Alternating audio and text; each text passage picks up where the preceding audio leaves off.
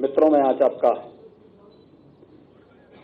इस विशेष प्रेस वार्ता में आपका स्वागत करता हूं।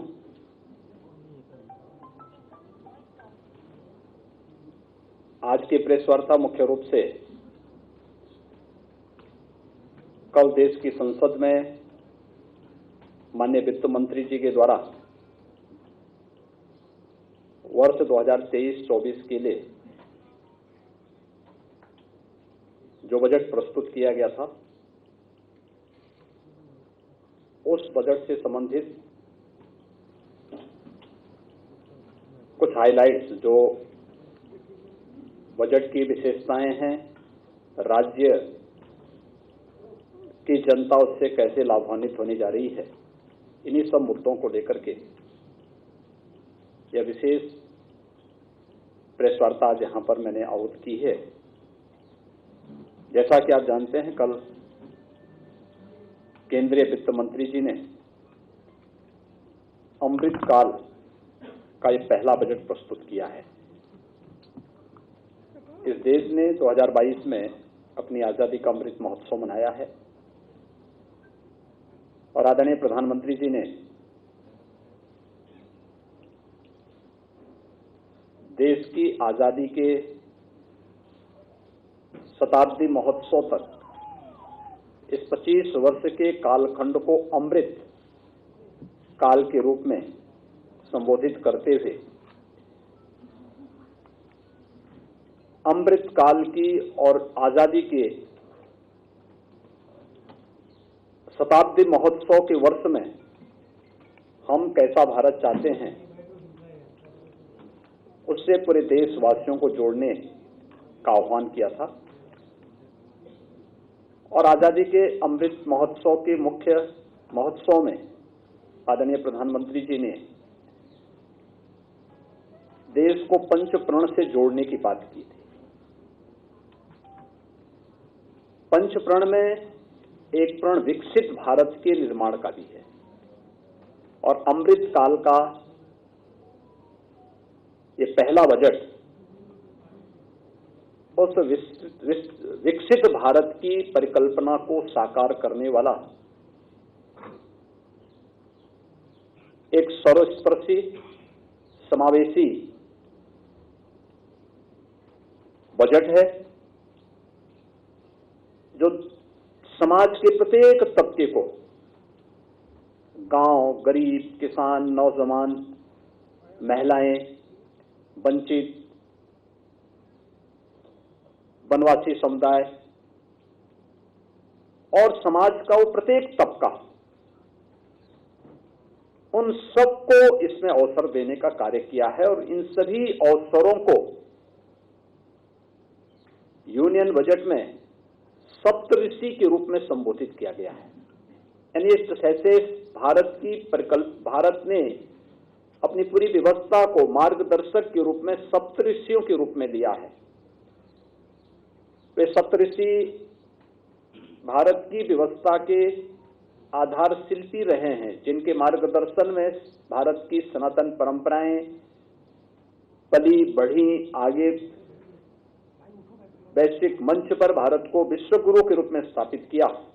ऐसे ही सप्तऋषियों ने भी के ही मार्गदर्शन में सारे कार्य हुए थे और सप्तऋषि के रूप में मार्गदर्शन करने के लिए 7 महत्वपूर्ण मुद्दों को लेकर के, जिसमें इंक्लूसिव डेवलपमेंट यानी एक समावेशी विकास का मॉडल खड़ा करना, रीचिंग द लास्ट माइल यानी अंत्योदय की परिकल्पना, अंतिम पायदान पर खड़े हुए व्यक्ति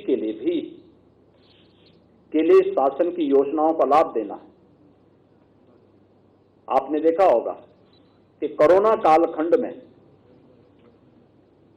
पिछले 3 वर्ष से लगातार 80 करोड़ लोगों को प्रधानमंत्री गरीब कल्याण अन्न योजना का लाभ मिल रहा है और प्रधानमंत्री गरीब कल्याण अन्न योजना का लाभ अगले 1 वर्ष के लिए और बढ़ाने का कार्य हुआ है।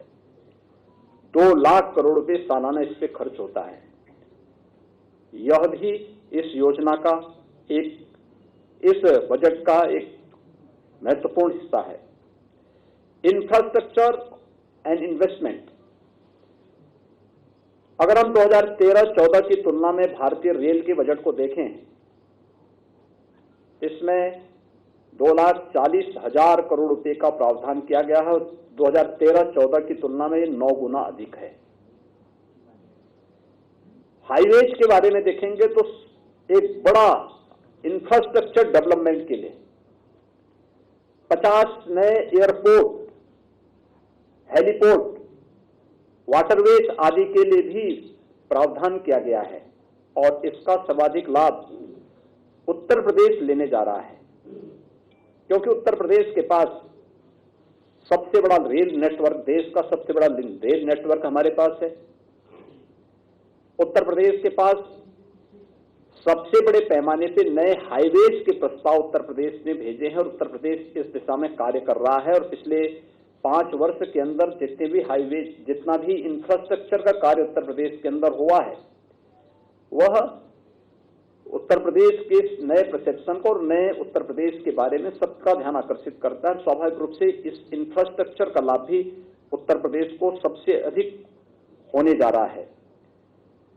प्रदेश के अंदर सक्षमता को सामने ढाला, अनलीजिंग द पोटेंशियल, यह इसका चौथा भाग है और इसके बारे में उत्तर प्रदेश की अंदर की, जो हम लोग पहले से कहते आ रहे हैं कि उत्तर प्रदेश अनंत संभावनाओं वाला प्रदेश है। दुनिया के अंदर भारत के बारे में कहा जाता है, पूरी दुनिया आशा भरी निगाहों से भारत की तरफ देख रही है और देश के अंदर, उत्तर प्रदेश के अंदर, उत्तर प्रदेश के लिए संभावनाएं हैं। एक ग्रीन ग्रोथ,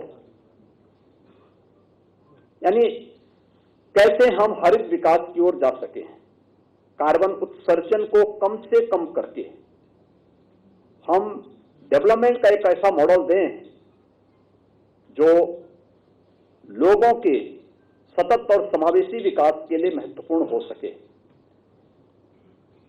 उस प्रकार के मॉडल को, चाहे वो एनर्जी के क्षेत्र में आप देखें, रिन्यूएबल एनर्जी का हो, हाइड्रोजन एनर्जी का हो, या फिर खेती किसानी के क्षेत्र में आप देखेंगे तो विषमुक्त खेती के लिए प्राकृतिक खेती को बढ़ावा देने का कार्यक्रम, या भारत की प्राचीन उस पद्धति को जो आज 2023 का वर्ष मिलेट ईयर के रूप में भी घोषित हुआ है, उस रूप में विकसित करने के लिए उसका भी प्रावधान बजट में किया गया है। यूथ पावर उत्तर प्रदेश की, देश दुनिया के अंदर अगर सर्वाधिक यूथ भारत के अंदर है तो भारत के अंदर सबसे अधिक यूथ उत्तर प्रदेश के अंदर है।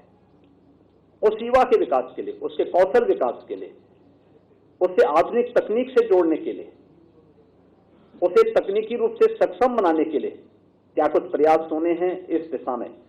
और वित्तीय समावेशन के क्षेत्र में, फाइनेंशियल सेक्टर में जो कुछ भी अन्य नए प्रयास हुए हैं, उन सभी 5-7 फोकस बिंदुओं को सप्तऋषि के रूप में,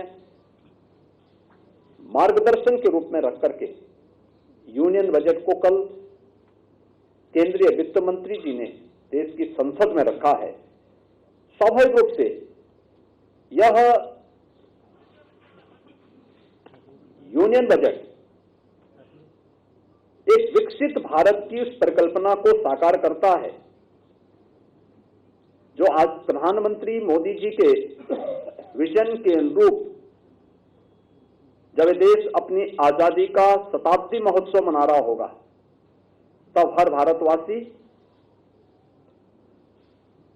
गौरव के साथ कह सकता है कि मैं दुनिया की सबसे बड़ी आर्थिक महाशक्ति के रूप में स्थापित भारत का नागरिक हूं। दुनिया के सामने भारत की जो पहचान थी, उस रूप में वह अपने आप को कह सकता है।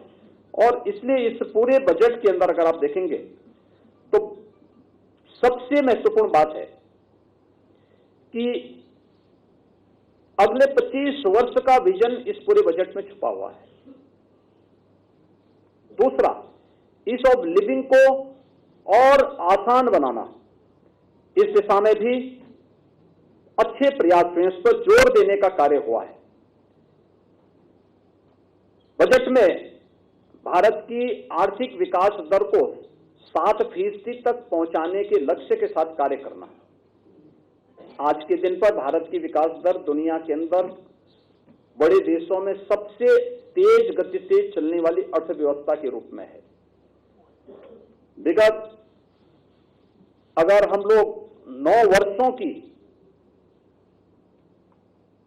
इस गति को देखें तो भारत के अंदर पर कैपिटा इनकम दोगुने से अधिक हुई है।